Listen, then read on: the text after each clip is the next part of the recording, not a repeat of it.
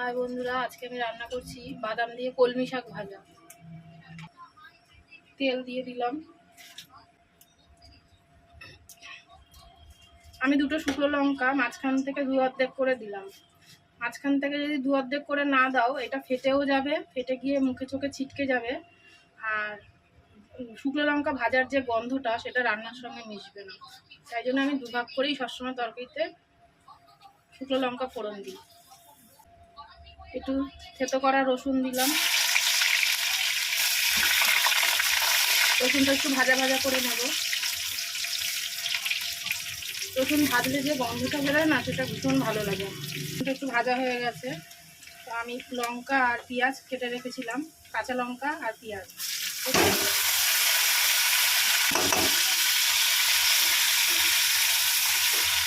পেঁয়াজ রসুন লঙ্কা ভাজা হয়ে গেছে, আমি এবার শাকগুলো কুচিয়ে রেখেছিলাম দিয়ে দিলাম।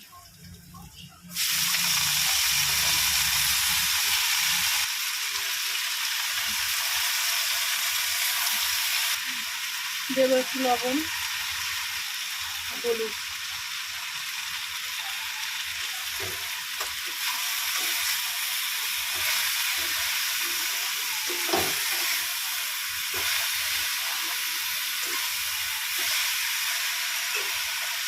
ঢাকা দিয়ে দিলাম।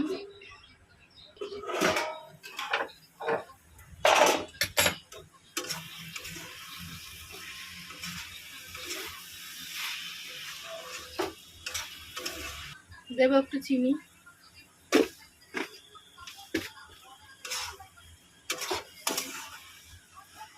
বাদামগুলো ভেজে রেখেছিলাম, দিয়ে দিলাম।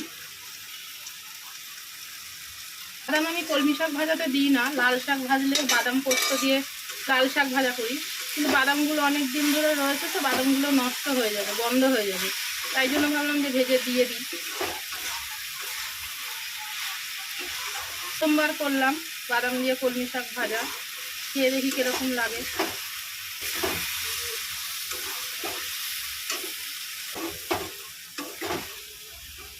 হয়ে গেছে, দেখো বন্ধুরা, কলমি শাক ভাজা, বাদাম দিয়ে কলমি শাক ভাজা।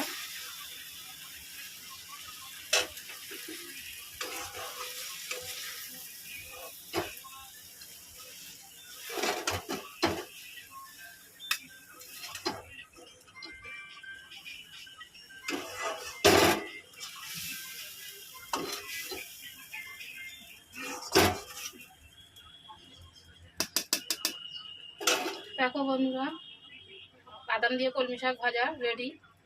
রাখছি বন্ধুরা, সবাই ভালো থেকো, সুস্থ থেকো।